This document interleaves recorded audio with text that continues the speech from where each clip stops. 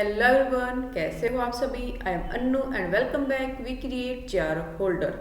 सो friend, जो हमारी आज की क्लास है उसके अंदर हम कुछ इंपॉर्टेंट एमसीक्यू अपने नेगोशिएबल इंस्ट्रूमेंट एक्ट से रिलेटेड देखेंगे, जो आपका लीगल एस्पेक्ट का पार्ट है। इससे पहले भी हम कुछ टॉपिक कवर कर चुके हैं अपने लीगल एस्पेक्ट वाला जो यूनिट है उससे रिलेटेड।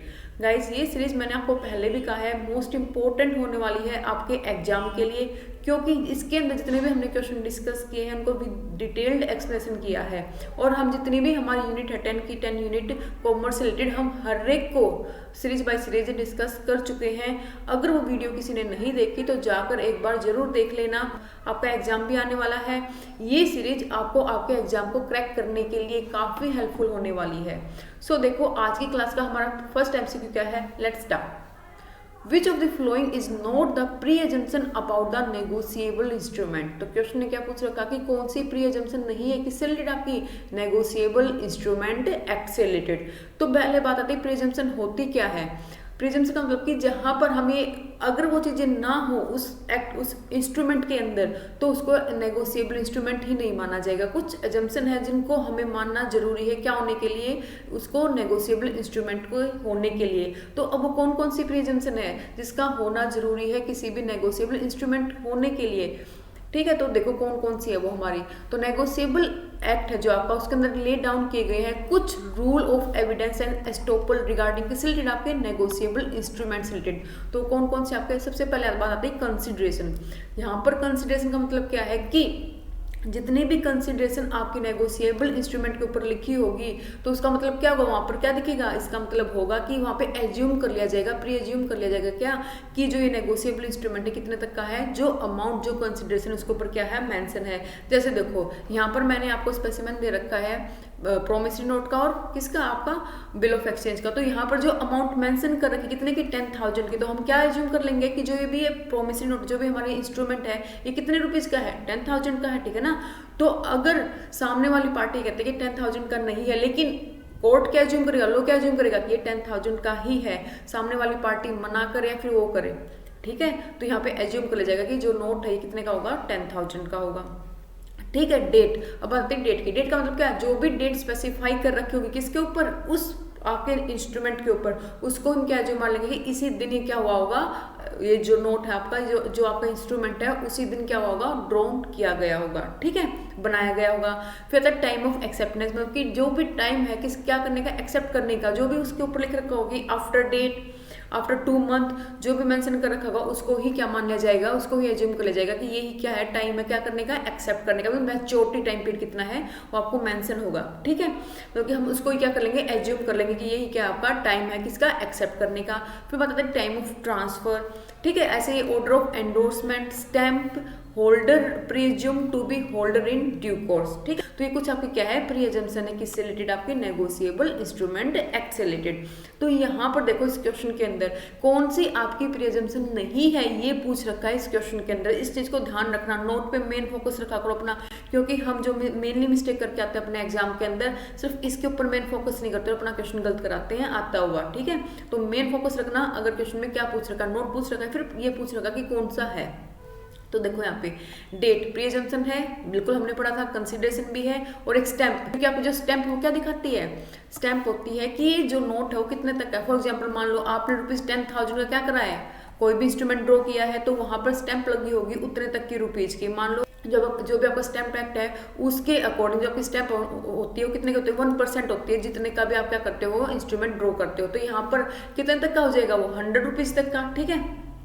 तो यहाँ पे जो स्टैंप आपको कितने तक की हो जाएगी, 100 रुपीज तक की। अगर मान लो उसके ऊपर 100 रुपीज तक की क्या लगी हुई है, स्टैंप लगी हुई, तो इसका मतलब क्या कि जो आपका नेगोशिएबल इंस्ट्रूमेंट हो कितने तक का है, 10,000 रुपीज तक की आप क्या कर सकते हो, उसके थ्रू पेमेंट कर सकते हो। अगर उसके ऊपर स्टैंप 500 रुपीज की लगी हो तो इसका मतलब क्या, कितने तक वो कर सकते हो, ट्रांजेक्शन कर सकते हो उस इंस्ट्रूमेंट से, कितने तक की पेमेंट कर सकते हो आप, 50,000 रुपीज तक की। तो ये दिखाते हैं आपकी क्या, स्टैंप। तो इसका भी होना जरूरी है। अगर मान लो उसके ऊपर 500 की स्टैंप लगी हुई है तो लॉ के द्वारा ऑटोमेटिकली क्या प्री एज्यूम कर लिया जाएगा, ये प्री एज्यूम कर लिया जाएगा कि जो ये प्रोमिसरी नोट है या फिर आपका बिल ऑफ एक्सचेंज है, कोई भी आपका इंस्ट्रूमेंट है, उसके अंदर आप 50,000 तक की क्या कर सकते हो, ट्रांजेक्शन कर सकते हो। उससे ज़्यादा की अमाउंट नहीं ट्रांसफर कर सकते, ठीक है ना। उससे ज़्यादा की अमाउंट आगे नेगोशिएट नहीं कर सकते।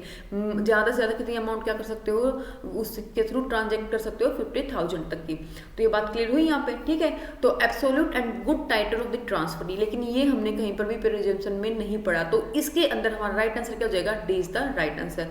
तो ये बात क्लियर हुई सभी बच्चों को यहाँ पे अच्छे से, ठीक है।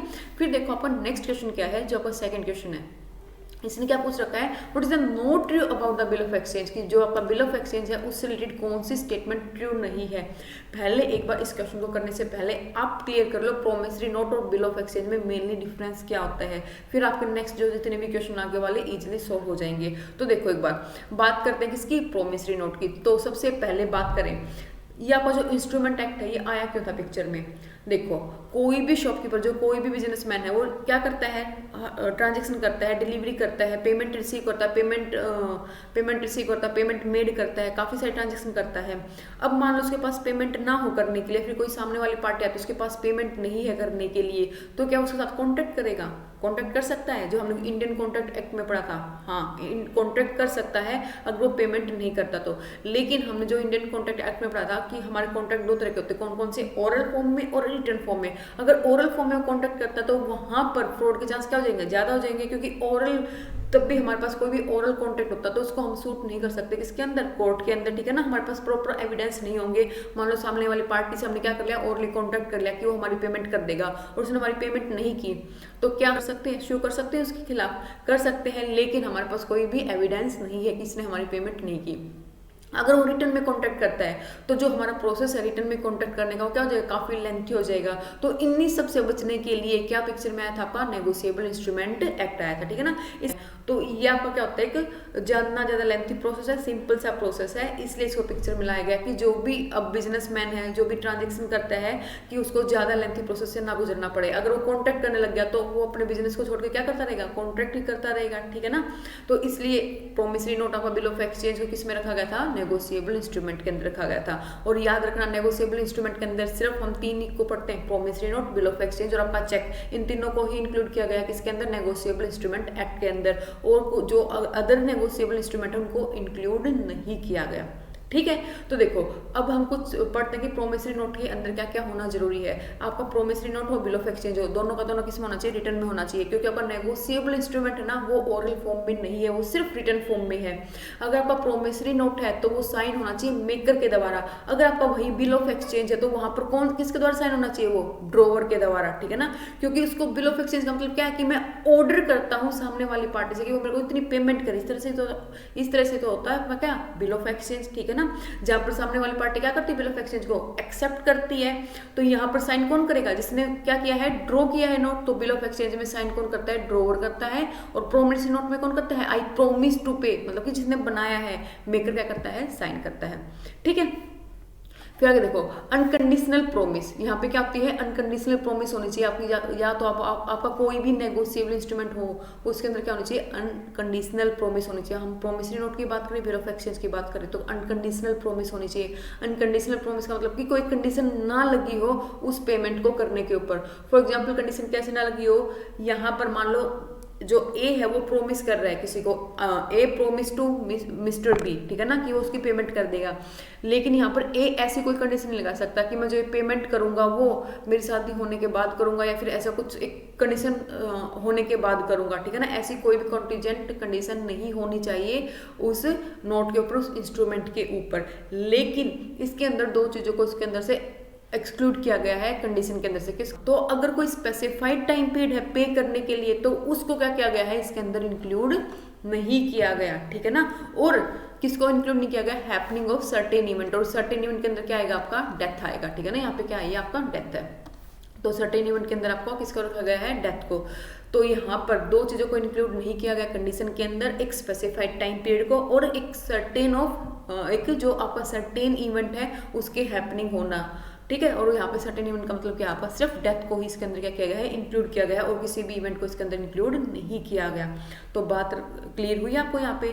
तो जो मेरा प्रोमिसरी नोट है, बिल ऑफ एक्सचेंज है, वो कैसा होना चाहिए आपका, अनकंडीशनल होना चाहिए। फिर certain money to certain person, वहाँ पर स्पेसिफाई होना चाहिए कि सर्टेन मनी, एक स्पेसिफिक मनी वहाँ पे रिकॉर्ड होनी चाहिए कि इतनी अमाउंट ऑफ मनी क्या करूँगा मैं सर्टेन पर्सन को क्या करूँगा, पे करूँगा। और सेम आपको किसके अंदर होगा, बिल ऑफ एक्सचेंज के अंदर होगा, ठीक है।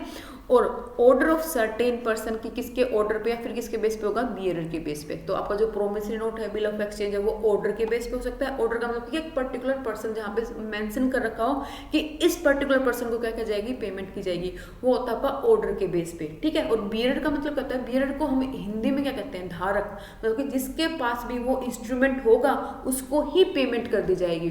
कभी आपने नोटिस किया हो अपने चेक के ऊपर, तो चेक के ऊपर हरदम लिखा होता है पे और फिर स्पेस होता है और बाद में लिखा था और बियरर।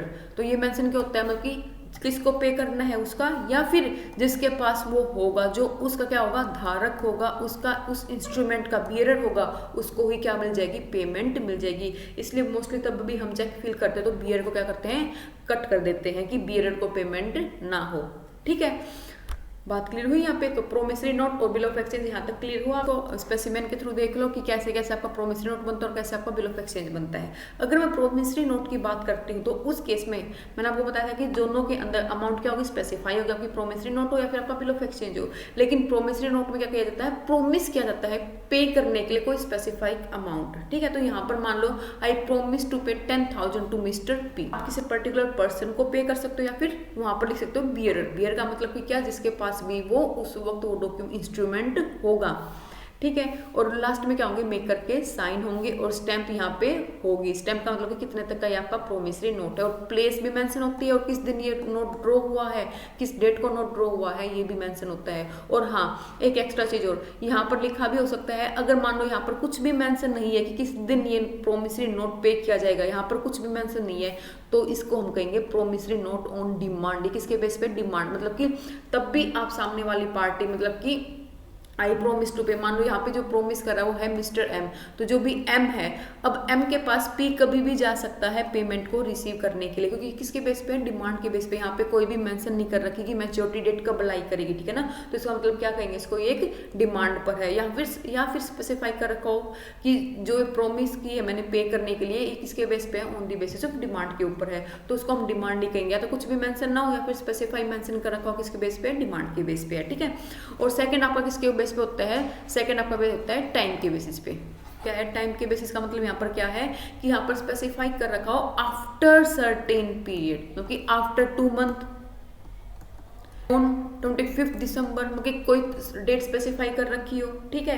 कोई भी एक पर्टिकुलर डेट क्या कर रखी हो, स्पेसिफाई कर रखी हो इसके अंदर, ऐसा भी इसके अंदर हो सकता है। उसको हम क्या कहेंगे, एक टाइम पीरियड पे क्या किया है, वो मैच्योर, जो प्रोमिसरी नोट है वो क्या हो रहा है, मैच्योर हो रहा है एक स्पेसिफिक डेट के ऊपर।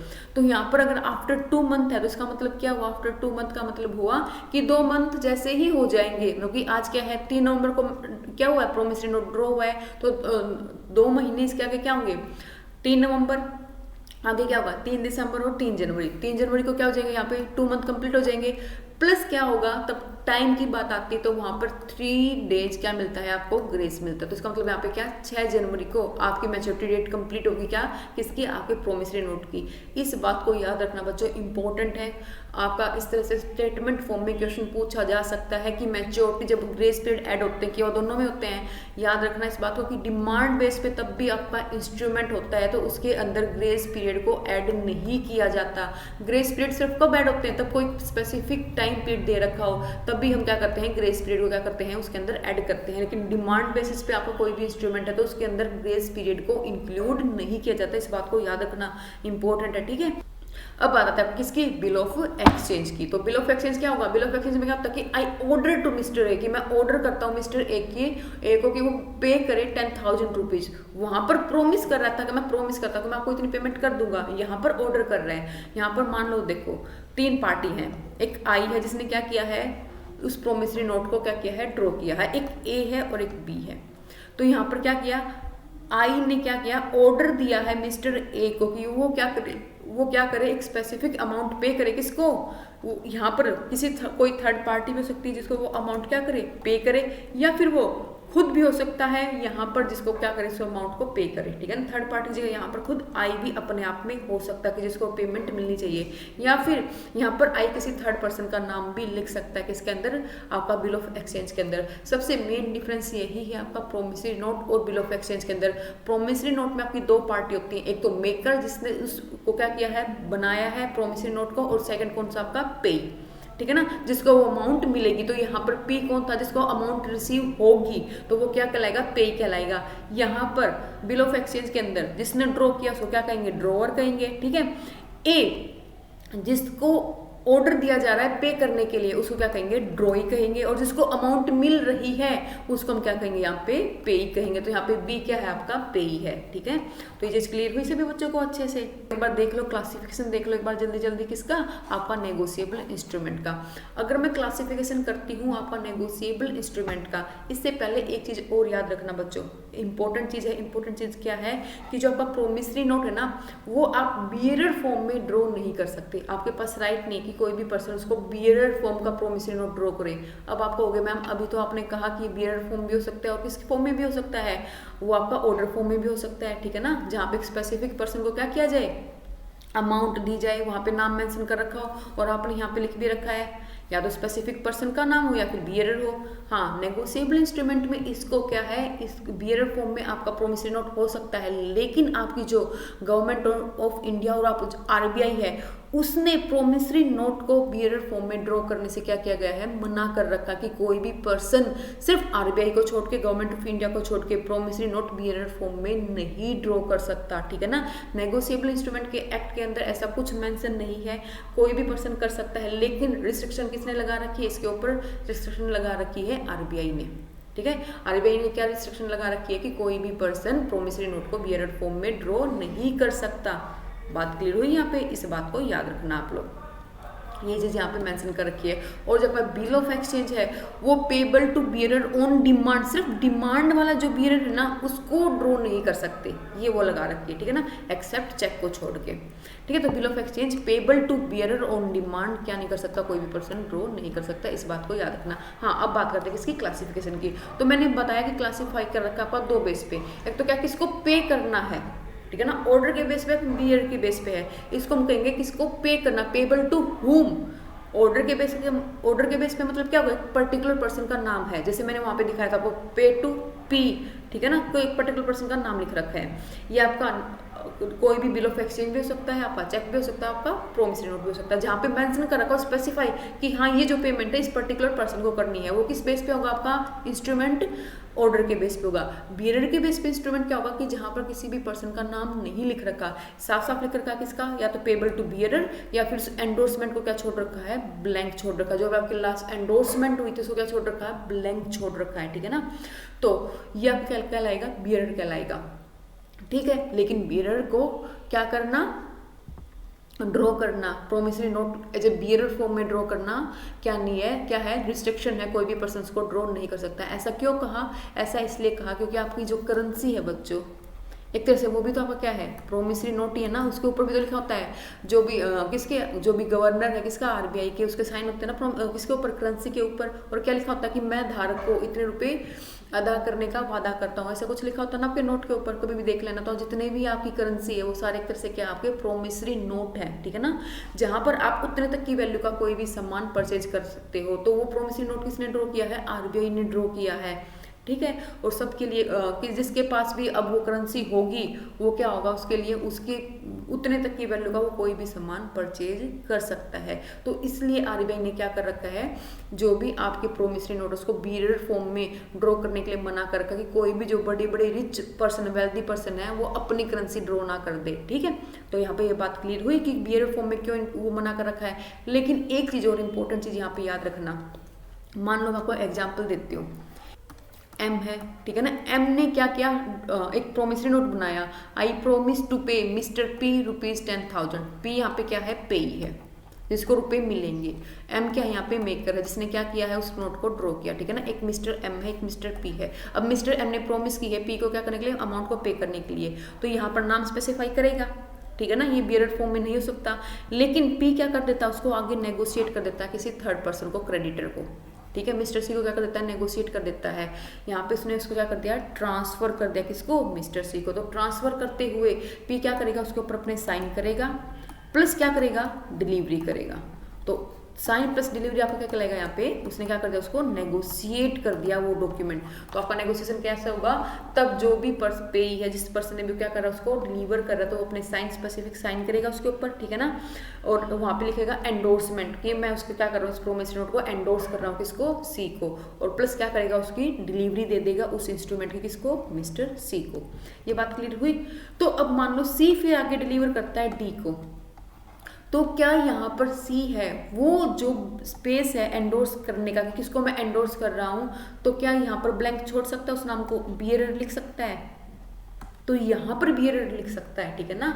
तो यहाँ पर मेन कहने का पर्पज क्या है मेरा, कि जो इनिशियल स्टेज है ना आपकी इंस्ट्रूमेंट की, मैंने क्या कहा, जो आपकी इनिशियल स्टेज है इंस्ट्रूमेंट की, वो क्या होनी चाहिए, वो बियरर फॉर्म में नहीं होनी चाहिए। लेकिन आगे जब हम एंडोर्स करते हैं तो उस वक्त बियरर फॉर्म में चल सकता है, लेकिन इनिशियल स्टेज है जो भी इंस्ट्रूमेंट की, वो बियरर फॉर्म में नहीं होनी चाहिए, ठीक है ना। अब यहाँ पे पी एंडोर्स करे या फिर सी एंडोर्स करे या फिर डी एंडोर्स करे, वो बियरर फॉर्म में हो सकती है। तो यहाँ पे ये लिख रखा कि जो लास्ट एंडोर्समेंट हो आपकी क्या हो, ब्लैंक हो।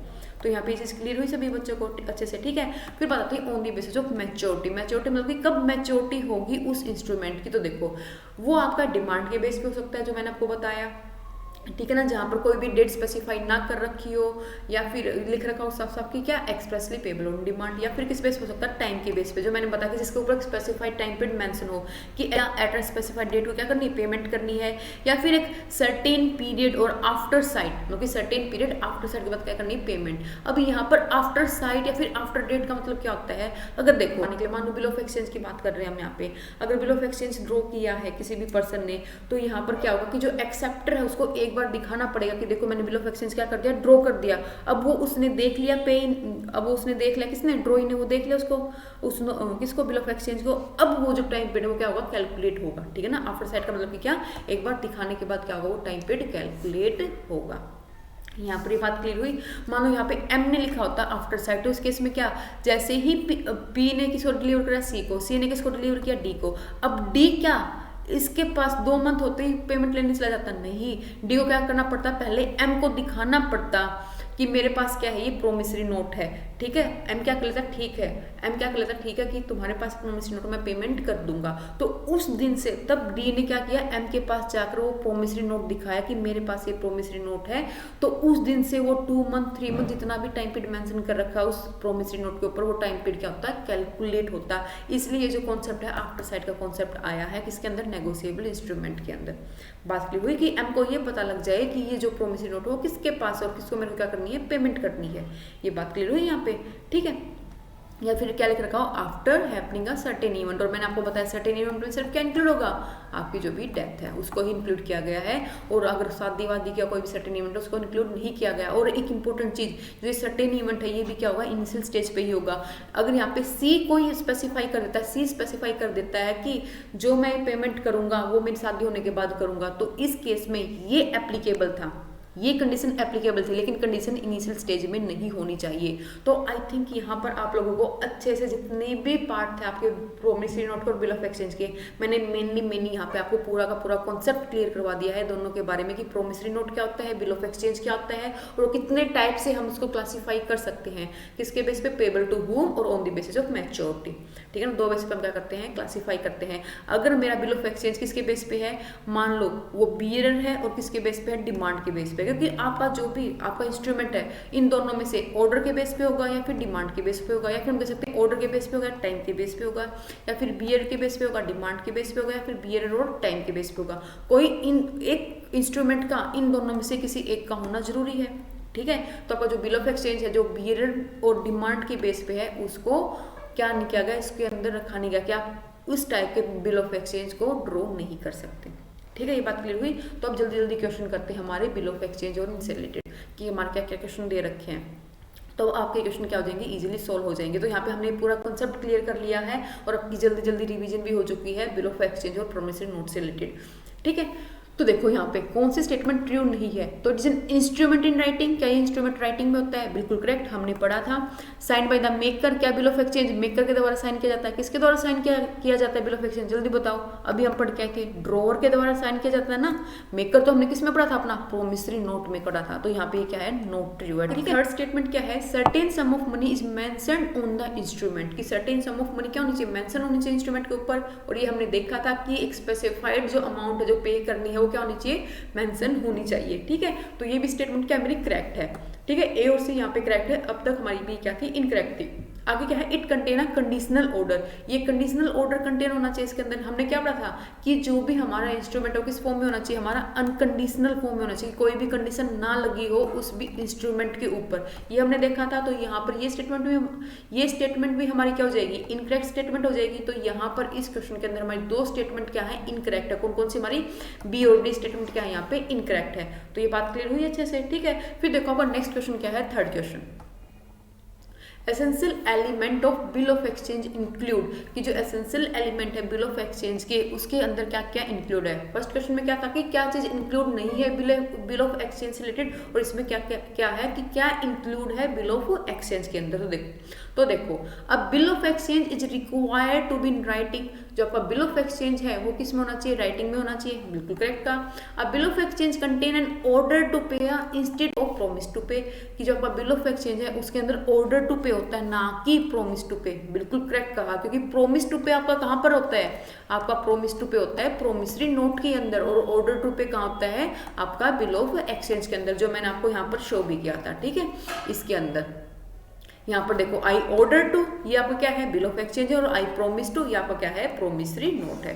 ठीक है। तो ये स्टेटमेंट भी यहाँ पे क्या है? करेक्ट स्टेटमेंट है। अब देखो आपकी नेक्स्ट स्टेटमेंट क्या है? The instrument contain an order to pay something other than money और समथिंग इन एडिशन। तो अब जो भी आपका इंस्ट्रूमेंट होते हैं वो किस फॉर्म में होने चाहिए? मनी की फॉर्म में। कि जो भी पे करे वो आप किस फॉर्म में करोगे? मनी की फॉर्म में पे करोगे, ना कि किसी अदर थिंग्स की। ठीक है ना। आप यहाँ पर ये नहीं कह सकते कि मैं यहाँ पे बिल ऑफ एक्सचेंज ड्रॉ कर रहा हूँ कि इसके बदले में इसको अपनी कार दे दूंगा, अपना कोई भी एक टेंजिबल थिंग दे देंगे मनी के अलावा। नहीं, आप यहाँ पे कार या फिर किसी और चीज का इंस्ट्रूमेंट ड्रॉ नहीं कर सकते। सिर्फ वो इंस्ट्रूमेंट आपका किसकी फॉर्म में होना चाहिए?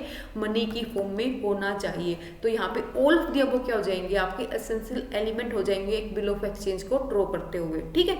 फिर देखो आपका फोर्थ क्वेश्चन क्या है? Which is not correct about the promissory note. तो यहाँ पर किससे रिलेटेड पूछ लिया आपसे? प्रोमिसरी नोट से रिलेटेड पूछ लिया कि कौन सा करेक्ट नहीं है प्रोमिसरी नोट से रिलेटेड। तो देखो इट कंटेन कंडीशनल अंडरटेकिंग, वही बात आगे सेम कि कंडीशनल अंडरटेकिंग होती नहीं, अनकंडीशनल होती है। Incorrect statement. और पूछ क्या रखा है? कौन सी करेक्ट नहीं है? इनकरेक्ट ही पूछ रखा। ठीक है। तो it contain the amount mention on it. इसके अंदर जो अमाउंट पहले से मेंशन होनी चाहिए, बात बिल्कुल करेक्ट कही इसने। It is an instrument in writing. ये इंस्ट्रूमेंट राइटिंग में होना चाहिए, बिल्कुल करेक्ट कहा। It is sine by the maker, maker के द्वारा साइन होना चाहिए, ये बात इसने बिल्कुल करेक्ट कही। यहाँ पर डेफिनेशन ऑफ प्रोमिसरी नोट कहाँ पे गिवन है? सेक्शन 8 के अंदर। ये बात इसने इनकरेक्ट कही, क्योंकि जो आपकी सेक्शन 4 के अंदर क्या मेंशन कर रखा है? आपका प्रोमिसरी नोट को मेंशन कर रखा, ना कि सेक्शन 8 के अंदर। तो यहाँ पर आपकी फर्स्ट और फिफ्थ स्टेटमेंट क्या होगी? इनकरेक्ट स्टेटमेंट होगी। तो देखो आपका आंसर क्या हो जाएगा यहाँ पे? राइट। तो यहाँ पे ये क्या है? फिफ्थ है। ठीक है। तो यहाँ पर राइट आंसर आपका हो जाएगा A is the right answer. ठीक है। फिर देखो आपका फिफ्थ क्वेश्चन क्या है? A promissory note is an instrument to pay a certain sum of money. कि जब आप प्रोमिसरी नोट है उसका मतलब क्या है कि आप सर्टेन सम ऑफ मनी क्या कर रहे हो? पे कर रहे हो। किसको? To the order of certain person और to the bearer of the instrument. मैंने आपको बताया था ना, या तो order of a certain person, किसी जो पर्सन के ऑर्डर के ऊपर। ठीक है ना। किसी पर्टिकुलर पर्सन को पे कर रहे हो, या फिर क्या बियरर को पे कर रहे हो। तो यहाँ पे ए स्टेटमेंट क्या हो जाएगी? आपकी राइट हो जाएगी। ठीक है। फिर देखो आपका नेक्स्ट क्वेश्चन क्या है? Sixth question, when the cheque is crossed with two parallel. Incomplete question, यहाँ पे टाइपिंग मिस्टेक हो रखी, कंप्लीट क्वेश्चन यहाँ पे टाइप नहीं कर रखा।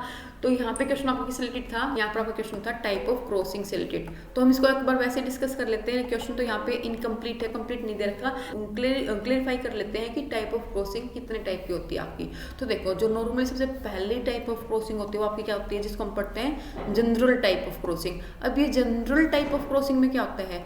जहां पर सिर्फ क्या हो? क्रॉसिंग हो चेक के ऊपर। ठीक है ना। उसके अंदर कुछ भी ना लिख रखा हो। देखो फॉर एग्जाम्पल जैसे कि मॉल आपका चेक है, ठीक है।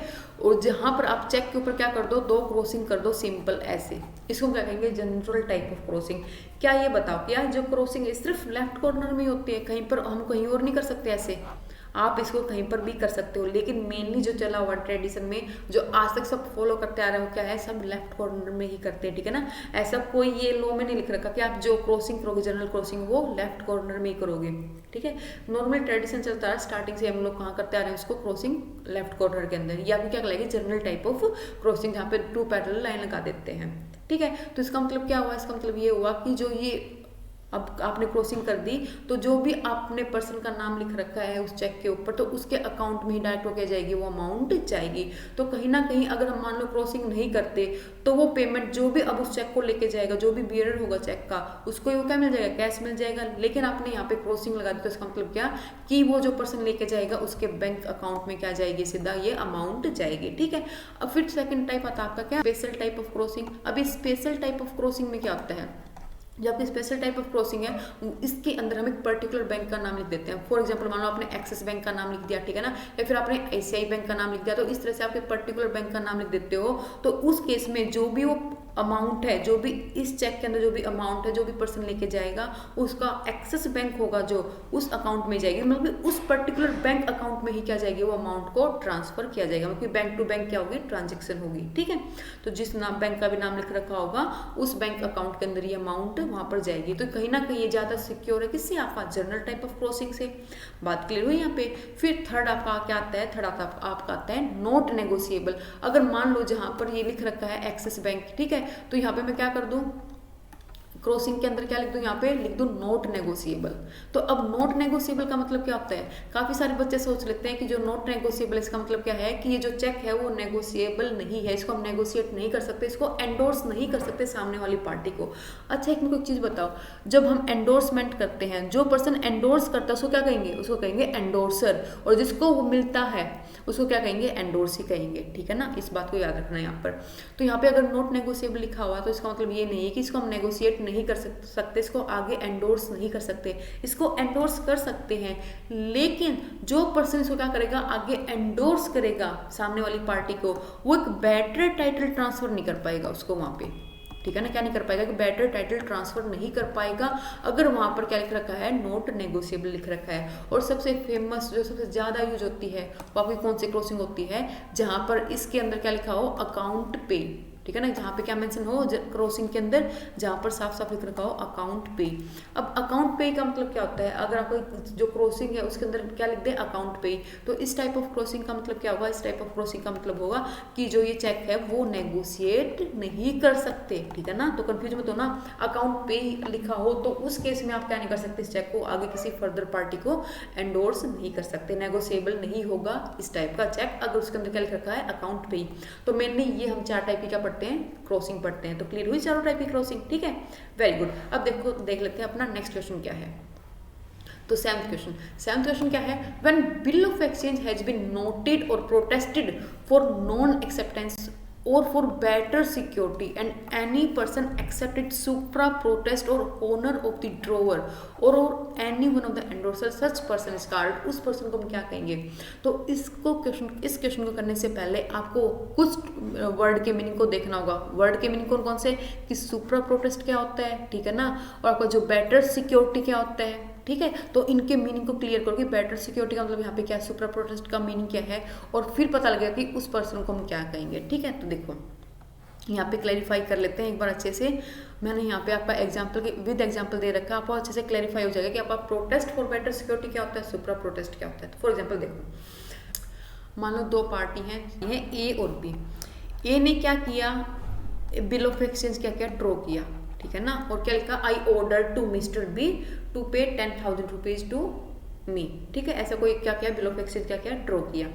तो यहाँ पर तो बिल ऑफ एक्सचेंज क्या किया, ड्रॉ किया बी के लिए, तो बी ने क्या कर लिया, उसको एक्सेप्ट कर लिया उस बिल ऑफ एक्सचेंज को, ठीक है। लेकिन एक को क्या लगा, तो जो उसकी मैच्योरिटी डेट थी, जो मैच्योरिटी डेट आने वाली थी किसकी, बिल ऑफ एक्सचेंज की, उस डेट के आने से पहले ही ए को ये लगता है कि जो बी है वो उसकी पेमेंट नहीं कर पाएगा। क्या लग रहा है यहाँ पे ए को कि जो बी है वो उसकी पेमेंट नहीं कर पाएगा, क्योंकि बी क्या होने वाला है, अभी इंसॉल्वेंट होने वाला है, तो मैच्योरिटी डेट से पहले उसकी पेमेंट नहीं कर पाएगा। तो इस केस में ए क्या करता है, ए जाता है नोटरी पब्लिक के पास। नोटरी पब्लिक का नाम तो सुना होगा ना आपने, अपने बचपन में पढ़ा था 12th क्लास में बिल ऑफ एक्सचेंज के अंदर, कि तब डिसऑनर हो जाता है, तब वो पेमेंट नहीं करता किसकी, उसके इंस्ट्रूमेंट की बिल ऑफ एक्सचेंज की पेमेंट नहीं करता, तो उस केस में क्या करता है, जो भी पार्टी होती है वो नोटरी पब्लिक के पास जाते हैं। तो ये वाला नोटरी पब्लिक ही है यहाँ पे, तो एक किसके पास जाएगा, नोटरी पब्लिक के पास जाएगा, और नोटरी पब्लिक के पास जाकर क्या करता है, डिमांड करता है बेटर सिक्योरिटी की, मतलब कि एक सर्टिफाइड डॉक्यूमेंट बनवा लेता है। और ये जो डॉक्यूमेंट होता है क्या होता है, एक सर्टिफाइड डॉक्यूमेंट होता है, ठीक है। तो यहाँ पे ए नोटरी पब्लिक के पास गया, उसके पास क्या बनवाया, एक बेटर सिक्योरिटी का एक टाइटल, एक डॉक्यूमेंट बनवा लिया।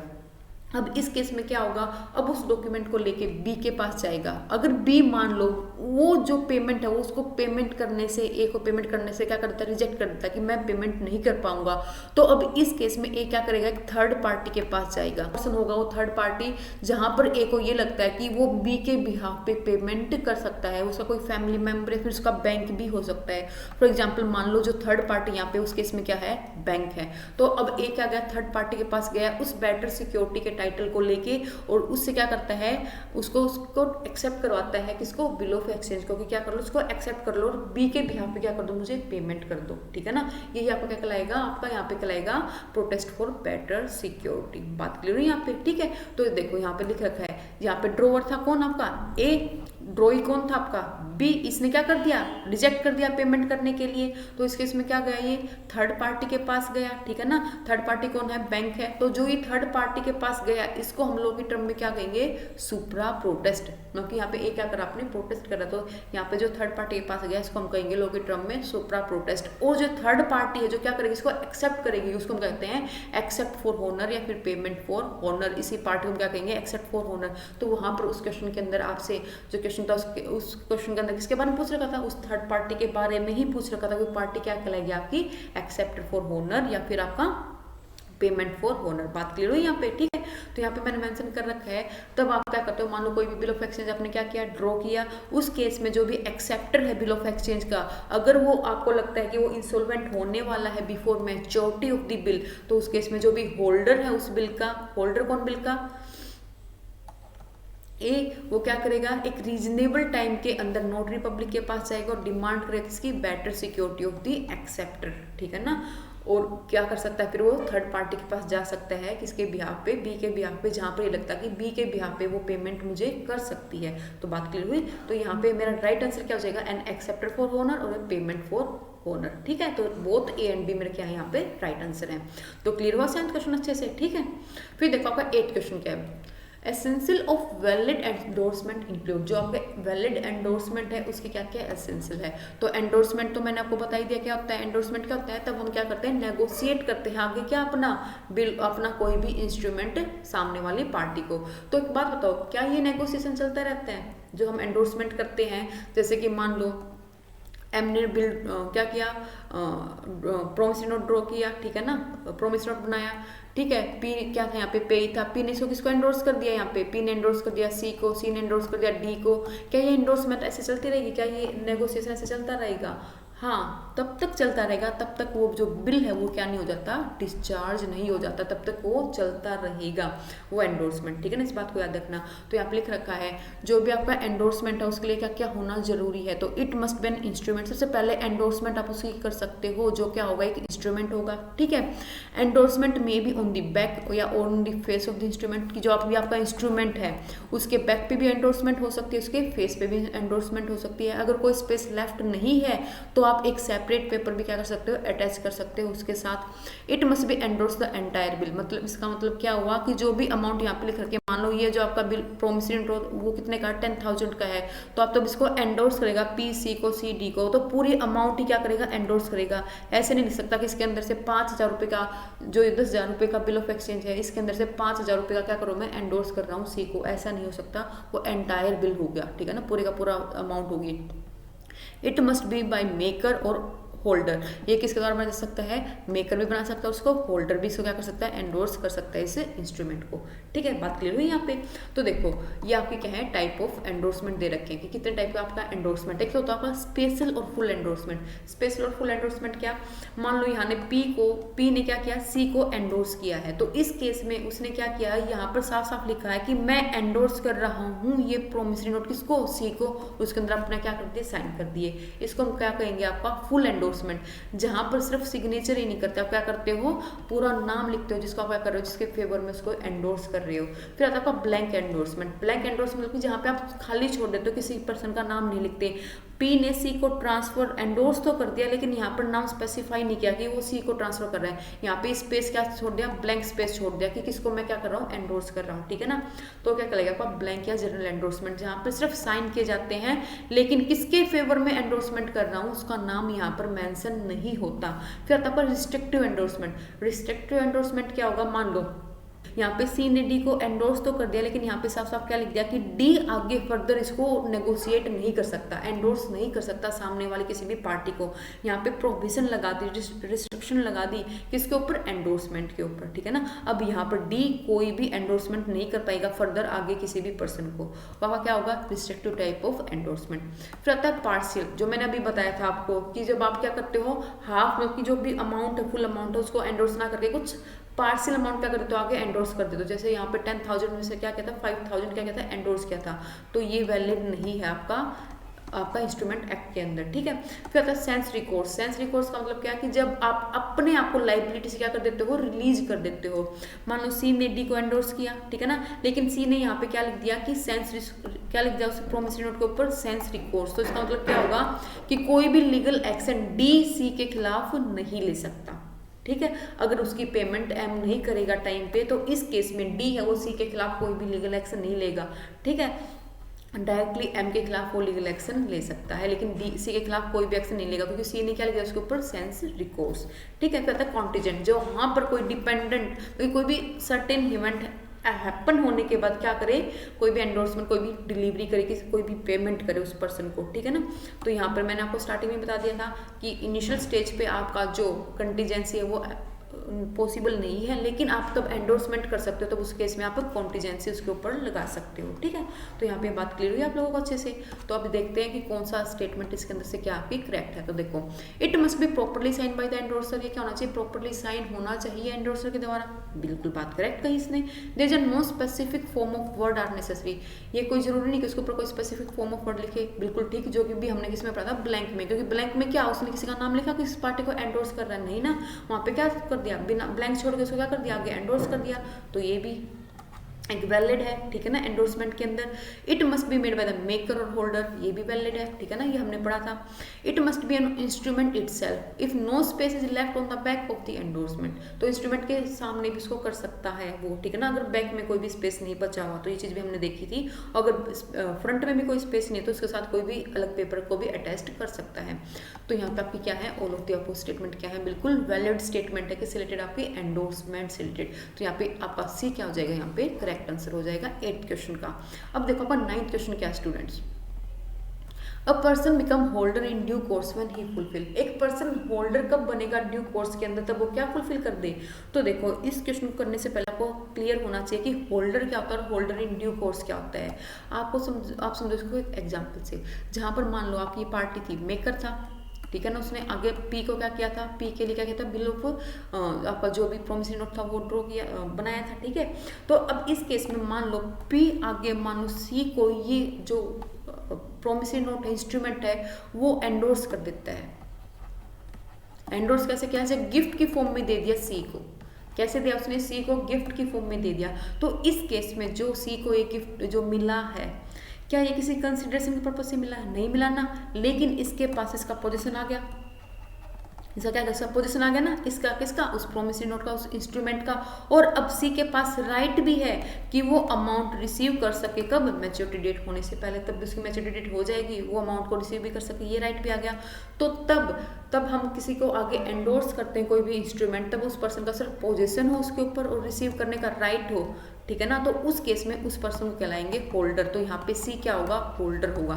ठीक है। और एक बात को और याद रखना, अगर सी को पेमेंट रिसीव नहीं होती तो उस केस में सी है जो किस किस के खिलाफ केस फाइल कर सकता है, सी केस फाइल कर सकता है जो भी मेन पार्टी है उसके खिलाफ, और जो अब उसकी सब्सिक्वेंट पार्टी है उसके खिलाफ। मान लो सी आगे फिर गिफ्ट में दे देता है किसको, डी को, सी ने गिफ्ट कर दिया किसको, डी को।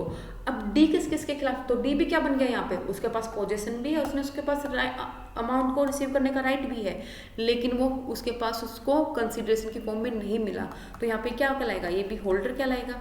ठीक है, तो इस केस में डी किस किस के खिलाफ केस फाइल कर सकता है, सी के खिलाफ केस फाइल कर सकता है, और सिर्फ एम के खिलाफ, पी के खिलाफ नहीं कर सकता। तो होल्डर किसी भी इंटरमीडिएट पार्टी के खिलाफ केस फाइल नहीं कर सकता, सिर्फ सब्सिक्वेंट पार्टी जो है उसकी और उससे, और जो मेन पार्टी है, इन दो के खिलाफ ही केस फाइल कर सकता है। और तब भी हम सब्सिक्वेंट मेन पार्टी को छोड़ के किसी के खिलाफ भी केस फाइल कर सकते हैं। उस केस में हमें उसको डॉक्यूमेंट देना पड़ता है कि हम उनके खिलाफ क्या कर रहे हैं, केस फाइल कर रहे हैं, पहले से इन्फॉर्म करना पड़ता है, सिर्फ मेन पार्टी को छोड़ के, क्योंकि पेमेंट तो कौन नहीं करा, मेन पार्टी नहीं कर रही ना, उसने तो क्या किया है, पेमेंट करने के लिए मना किया है, तो उसको तो कोई भी, उसको तो पता ही है कि मैंने पेमेंट नहीं की, तो इसलिए इसको कोई भी डॉक्यूमेंट, कोई भी इन्फॉर्म करने की कोई भी रिक्वायरमेंट नहीं है मेन पार्टी को।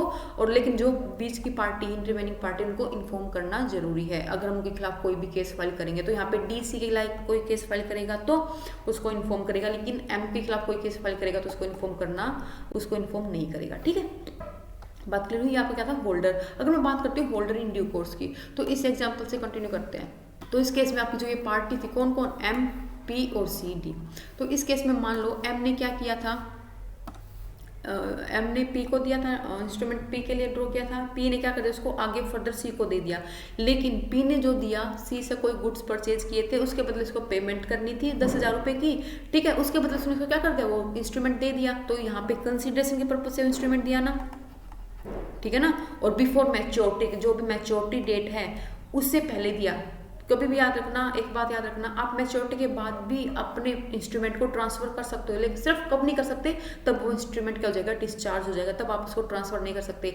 लेकिन अगर आपने उसको मैच्योरिटी के बाद ट्रांसफर किया तो वो person holder in due course नहीं कहलाएगा, वो पर्सन होल्डर ही रह जाएगा। ठीक है, तो उस पर्सन को होल्डर इन ड्यू कोर्स नहीं कहेंगे। अगर पी इसको क्या मैच्योरिटी डेट से पहले ही दे देता है, ठीक है, और गुड फेथ में देता है, तो यहाँ पर सी क्या बन जाएगा, होल्डर इन ड्यू कोर्स बन जाएगा। ठीक है, और यहाँ पे अगर सी भी इसको consideration before maturity good faith में देता तो डी भी क्या बन जाएगा, होल्डर इन ड्यू कोर्स बन जाएगा। ठीक है, अब देखो, अगर मान लो डी को पेमेंट नहीं होती तो डी यहाँ पर सी के खिलाफ भी केस फाइल कर सकता है, पी के खिलाफ भी केस फाइल कर सकता है, और मेन पार्टी के खिलाफ तो केस फाइल कर ही सकते हैं। ठीक है, तो इसको कहते हैं हम क्या, holder in due course.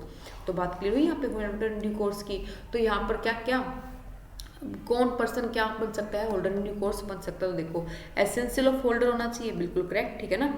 Holder in valuable consideration होना चाहिए, बिल्कुल correct. Receive the instrument before the maturity होना चाहिए, बिल्कुल करेक्ट। तीनों यहाँ पे क्या हो जाएंगे, आपके राइट आंसर हो जाएंगे। तो आंसर क्या है यहाँ पे आपका, all of the above is the right answer. ठीक है, आगे करता है, the negotiable instrument is made payable a stated number of month after date, या फिर आफ्टर साइट, या फिर आफ्टर सर्टेन इवेंट, कुछ भी लिख रखा है। तो किसके बेस पे, आपका टाइम की बेस पे है। ठीक है ना, हमने पढ़ा था कि दो बेस पे हम क्या कर सकते हैं, डिलीवर सकते हैं। एक तो किसके बेस पे, अपना डिमांड के बेस पे, किसके बेस पे, टाइम के बेस पे। ठीक है, तो उस केस में तो वो मैच्योर हो जाता, कितने टाइम पीरियड तक हम क्या कर सकते हैं, उसको अमाउंट को रिसीव कर सकते हैं, क्योंकि कितना टाइम पीरियड हम क्या कर सकते हैं, अमाउंट को डिमांड कर सकते हैं। तो यहाँ पे क्या होगा, आपका ग्रेस टाइम पीरियड के बारे में पूछ रखा है, किसके बारे में पूछ रखा है, तो आपका ग्रेस पीरियड उसके बारे में पूछ रखा है। तो यहाँ पे 3 डेज क्या है, आपके ग्रेस पीरियड की बात कर रहा था। ठीक है, तो यहाँ पे 3 का जो आपका राइट आंसर हो जाएगा। आगे बात है किसकी, इनलैंड इंस्ट्रूमेंट की। इनलैंड का मतलब क्या, कि जब वो इंडिया के अंदर ही क्या किया गया हो, उस इंस्ट्रूमेंट को बनाया गया हो। ठीक है, और फॉरेन कहाँ, जब उसको फॉरेन में क्या किया गया हो, ड्रॉ किया गया हो। तो देखो यहाँ पे इनलैंड इंस्ट्रूमेंट, अब promissory note, bill of exchange, cheque, which is inland, कब कहलाएंगे आपके promissory note, bill of exchange, cheque, कब आपका इनलैंड इंस्ट्रूमेंट कहलाएगा, तब वो इंडिया के अंदर बनाया गया हो, ड्रॉ किया गया हो, पेबल भी इंडिया के अंदर हो, तो इनलैंड कहलाएगा, बिल्कुल कहलाएगा। ठीक है, नेक्स्ट क्या है, मेड और draw in India upon any person, made draw किया गया है इंडिया के अंदर कोई ऐसे पर्सन के ऊपर जो रेजिडेंस है इंडिया का, लेकिन पेबल किया गया है फॉरेन कंट्री के अंदर, तो ये भी इनलैंड कहलाएगा। क्यों, क्योंकि वो पर्सन क्या है, रेजिडेंस इन इंडिया है, तो ये भी क्या हो जाएगा, आपका इनलैंड होगा। ठीक है, तो यहाँ पे बोथ ए एंड बी क्या है, आपके इनलैंड इंस्ट्रूमेंट है। तीनों की, दोनों केस में ही क्या कहलाएंगे, आपके सारे इंस्ट्रूमेंट इनलैंड इंस्ट्रूमेंट कहलाएंगे। ठीक है, फिर देखो आपका 12th क्वेश्चन क्या है बच्चों, फिर देखो आपका 12th क्वेश्चन क्या है students, which of the following is correct in connection with the inchoate instrument. Inchoate instrument से रिलेटेड आपसे क्या पूछ रखी, स्टेटमेंट पूछ रखी, कौन से स्टेटमेंट करेक्ट है, किस रिलेटेड आपके इनकॉहेट इंस्ट्रूमेंट। अब बात आती है टू टाइप के इंस्ट्रूमेंट, एक होता है इनकॉहेट इंस्ट्रूमेंट, एक होता है आपका एम्बिगुअस इंस्ट्रूमेंट। तो एम्बिगुअस क्या होता है और इनकॉहेट क्या होता है, दोनों के मीनिंग को देखो। इनकॉहेट डिस्कस करते हैं, तो इनकॉहेट इंस्ट्रूमेंट वो होता है तब हम कोई भी अमाउंट स्पेसिफाई ना करें, तब हम ब्लैंक चेक, सुना होगा ना ब्लैंक चेक के बारे में, तो आपका ब्लैंक चेक सबसे बेस्ट एग्जाम्पल है किसका, इनकॉहेट इंस्ट्रूमेंट का। तब भी आप क्या करते हो, इंस्ट्रूमेंट डिलीवर करते हो, उसके ऊपर सिर्फ साइन कर देते हो, लेकिन उसको ब्लैंक छोड़ देते हो एक स्टैंप लगा के। स्टैंप क्यों लगाते हैं, स्टैंप का मतलब क्या होता है कि आप इससे ज़्यादा की अमाउंट उस पर्सन से फिर रिसीव नहीं कर सकते। मैंने बिल्कुल स्टार्टिंग में आपसे डिस्कस किया था, ठीक है ना। अगर यहाँ पे 500 की स्टैंप लगी हुई तो मान लो फॉर एग्जाम्पल आप सिर्फ कितने तक के अमाउंट ले सकते हो, उससे कितने लाइबल आप लेने के लिए 50,000 रुपये तक की लाइबल हो उस इंस्ट्रूमेंट के जरिए अमाउंट रिसीव करने के लिए, ठीक है। तो यहाँ पे जो प्राइम या फेस अथॉरिटी किसको दे दी, अमाउंट फिल करने की अथॉरिटी सामने वाली पार्टी को दे दी। तो इस टाइप के इंस्ट्रूमेंट को आप कहते हो इनकॉहेट इंस्ट्रूमेंट कहते हो। तो देखो अगर यहाँ पे होल्डर है, जो मैंने अभी बताया था, तो होल्डर कितनी अमाउंट रिसीव करने के लिए लाइबल है इनकॉहेट इंस्ट्रूमेंट के थ्रू, जो भी अमाउंट उसको पे करनी इंटेंडेड है, जो भी, ठीक है ना। 20,000 थी, 20,000, 10,000, 10,000 उतनी ही, लेकिन होल्डर इन ड्यू कोर्स या तो अपनी एंटायर अमाउंट या फिर जितनी भी स्टैंप के द्वारा कवर है उतनी अमाउंट रिसीव करने का हकदार है, किसके थ्रू, अपना इनकॉहेट इंस्ट्रूमेंट के थ्रू, ठीक है। तो इनकॉहेट इंस्ट्रूमेंट क्लियर हुआ यहाँ पे। अब आते हैं एम्बिगुअस इंस्ट्रूमेंट का होते हैं। तो एम्बिगुअस मतलब नाम से क्लियर, जहाँ पे एम्बिग्यूटी हो, क्लियर ना हो कि आपका प्रोमिसरी नोट है या फिर आपका क्या है, बिल ऑफ एक्सचेंज है। यहाँ पे ये क्लियरिफाई ना हो कि प्रोमिसरी नोट है या फिर वो बिल ऑफ एक्सचेंज है, उसको हम कहेंगे क्या, एम्बिगुअस इंस्ट्रूमेंट। तो जो आपका बिल ऑफ एक्सचेंज है वो ड्रॉ किया गया, मान लो एजेंट के द्वारा अपने प्रिंसिपल पे, तो यहाँ पे क्या, प्रिंसिपल ही ओनर है मेनली। तो अब किस, कौन सी पार्टी क्या है, मेनली पार्टी कौन क्या है, दोनों पार्टी सेम ही होगी। तो ये भी एक तरह से क्या है, आपका एम्बिगुअस इंस्ट्रूमेंट है। या मान लो एक बैंक ऑफ ब्रांच ने दूसरी बैंक ऑफ ब्रांच के लिए क्या कर दिया, इंस्ट्रूमेंट ड्रॉ कर दिया। मान लो कोई एक्सिस बैंक है, ठीक है, एक्सिस बैंक ने एक ब्रांच थी एक्सिस बैंक की, उसने अपनी दूसरी बैंक ब्रांच के लिए क्या कर दिया, इंस्ट्रूमेंट ड्रॉ कर दिया। तो इस केस में भी क्या, ओनर तो क्या है, दोनों सेम ही है, ड्रॉ करने वाला भी सेम है और अमाउंट को पे करने वाला भी सेम ही है। तो इस टाइप के इंस्ट्रूमेंट को हम कहते हैं एम्बिगुअस इंस्ट्रूमेंट, जहाँ पे एम्बिग्यूटी हो, ये ना पता लगे पाए कि प्रोमिसरी नोट है या फिर ये क्या है, बिल ऑफ एक्सचेंज है। बात क्लियर हुई। तो आप क्वेश्चन करते हैं अपना, देखो the liability of a person who sign and deliver an inchoate instrument arise only when the blank are filled and the instrument is completed. तो लाइबिलिटी कब अराइज होगी, तब वो क्या कर देंगे, अमाउंट फिल कर देंगे, तभी तो उसकी लाइबिलिटी अराइज होगी ना, कि कितने तक की लाइबिलिटी अराइज हुई है उसकी, ठीक है।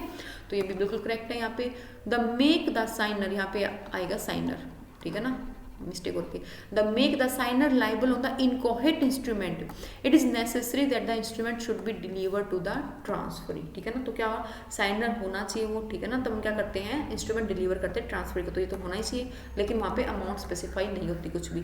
इंस्ट्रूमेंट मस्ट भी स्टैम्प होना चाहिए, ठीक है ना, और स्टैम्प कवर करेगी कितनी अमाउंट तक फिल कर सकता है वो, उसके ऊपर, उससे ज़्यादा की अमाउंट फिल नहीं कर सकता, ठीक है। तो यहाँ पे ये स्टेटमेंट भी क्या है, करेक्ट, और ऑल ऑफ द क्या हो जाएगा, यहाँ पे आंसर हो जाएगा। अगर मान लो मैं यहाँ पे चेक की बात करती हूँ, चेक के ऊपर तो कोई भी स्टैम्प नहीं होता, तो उस केस में जितना भी जो होल्डर इन ड्यू कोर्स होगा, जितनी भी अमाउंट उसको रिकवर करनी है वो अपनी अमाउंट पूरी रिकवर कर सकता है, क्योंकि वहाँ पे कोई भी स्टैम्प लगी ही नहीं होती। आप जितनी भी अमाउंट आपको रिकवर करनी है, आप अपनी अमाउंट फिल कर सकते हो और अपनी अमाउंट वहाँ से रिकवर कर सकते हो, ठीक है।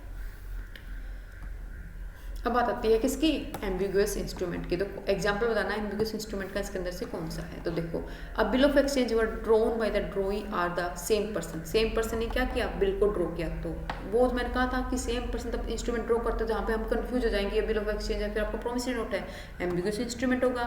जहाँ पे 56% के लिए ड्रॉ किया गया हो, तो कोई पर्सन एग्जिस्ट नहीं करता रियल में, तो वो भी क्या होगा, एम्बिगुअस इंस्ट्रूमेंट होगा। एजेंट ने अपने प्रिंसिपल के लिए किया गया, वो भी क्या होगा, एम्बिगुअस इंस्ट्रूमेंट होगा। तो ऑल ऑफ द अबव आपके किसके एग्जाम्पल है, एम्बिगुअस इंस्ट्रूमेंट के क्या आपके एग्जाम्पल है, ठीक है। फिर देखो 14th क्वेश्चन क्या है, क्वेश्चन क्या है, पेमेंट इन ड्यू कोर्स। जो आपका वो क्या था, होल्डर इन ड्यू कोर्स, यहाँ पे क्या आपका पेमेंट इन ड्यू कोर्स आपका सेक्शन 10 में डिफाइन कर रखा है कि पेमेंट इन ड्यू कोर्स का मतलब क्या है, ठीक है। तो देखो पेमेंट इन ड्यू कोर्स का मतलब क्या है, मान लो ए ने चेक दिया किसको, बी को, बी के लिए ए ने एक चेक ड्रॉ किया। अब बी वो चेक लेके चला गया, ठीक है ना, बी ए ने क्या किया, चेक ड्रॉ किया किसके लिए, बी के लिए। अब बी वो चेक लेके चला गया ए के बैंक के पास, मान लो ए का बैंक था HDFC बैंक।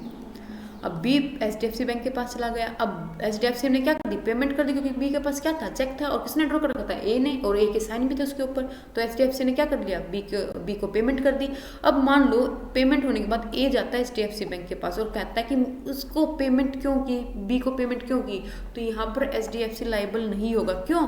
क्योंकि उसके पास जो चेक था उसके ऊपर ए के साइन भी थे और ए ने ही क्या कर रखा था, वो ड्रॉ कर रखा था। तो यहाँ पर एचडीएफसी जो भी बैंक है वो लाइबल नहीं होगा। लाइबल कौन होगा, सिर्फ ए क्या होगा, लाइबल होगा। ठीक है, तो यहाँ पे मीनिंग पूछ रखा आपका, देखो तो क्वेश्चन के अंदर देखो कि कौन सी स्टेटमेंट करेक्ट है, किससे रिलेटेड आपकी holder payment in due course related. तो देखो the payment must B accordance with the apparent tenure of the instrument. जो पेमेंट की गई है वो एक जो भी आपका टाइम मेंशन था 2 मंथ 3 मंथ उसके अकॉर्डिंग की गई है। ठीक है, उस टाइम पीरियड के अंदर की गई है। तो यहाँ पे जो भी बैंक है वो लाइबल क्यों होगा। ठीक है, तो यहाँ पे स्टेटमेंट भी क्या है, करेक्ट है।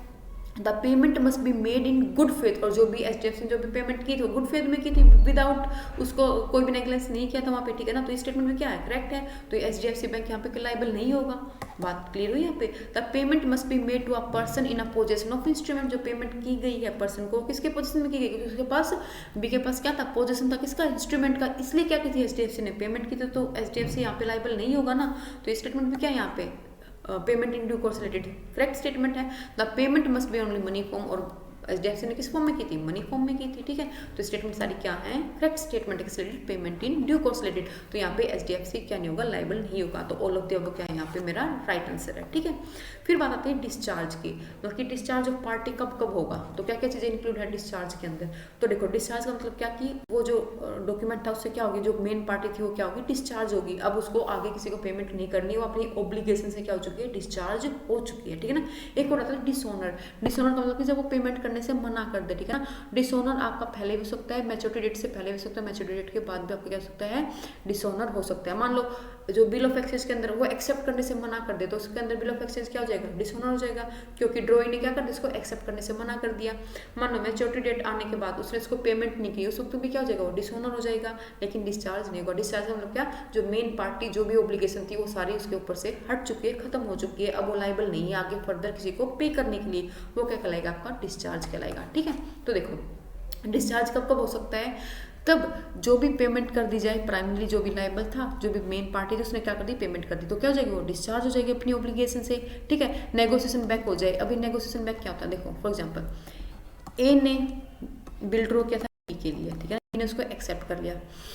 ठीक है, अब इस केस में क्या किया, ए ने फर्दर उसको आगे negotiate, bill of exchange draw किया था ए ने बी के लिए, बी ने उसको एक्सेप्ट कर लिया। अब ए ने उसको नेगोशिएट कर दिया आगे सी को, सी ने उसको नेगोशिएट कर दिया डी को। ठीक है, अब डी को क्या करना था, डी को बी को ही पेमेंट कर दी, डी ने क्या कर दिया, उसको आगे फिर नेगोशिएट कर दिया बी को। अब देखो यहाँ पे पेमेंट करने वाला कौन था, बी था, और वो वापस से वो बिल ऑफ एक्सचेंज किसको मिल गया, बी को ही मिल गया ना वापस से घूम फिर के।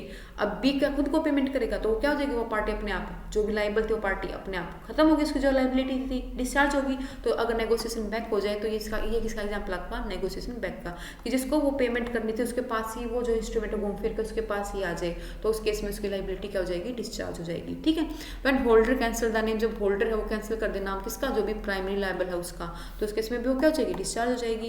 Release of party primary liable, जो पार्टी प्राइमरी लाइबल थी उसको रिलीज कर दिया जाए, या फिर जो लो है उसके द्वारा क्या किया गया हो, उसके द्वारा बाइंडिंग की गई हो कि जो ये डिस्चार्ज है वो खत्म कर दिया जाए। ठीक है ना, तो उसके इसमें क्या हो जाएगी, डिस्चार्ज हो जाएगा।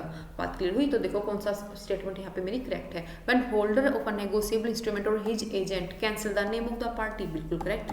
ठीक है ना, तो क्या कर दिया जाए, जो मेन पार्टी उसका नाम कैंसिल कर दिया जाए।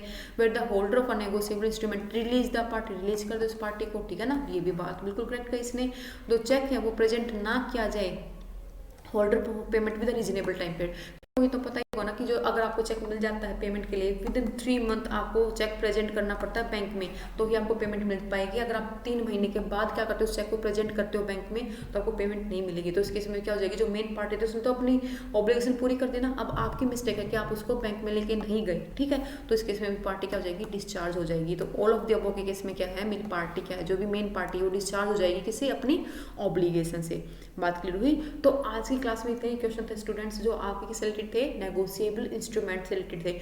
मेनली जो आपके टॉपिक पेपर के अंदर एग्जाम के अंदर आते हैं वो हमने सारे के सारे अपने टॉपिक कवर कर लिए हैं नेगोशिएबल इंस्ट्रूमेंट से रिलेटेड। अभी आपका ये टॉपिक था नेगोशिएबल इंस्ट्रूमेंट, इस रिलेटेड आपको अब कोई भी प्रॉब्लम नहीं होनी चाहिए।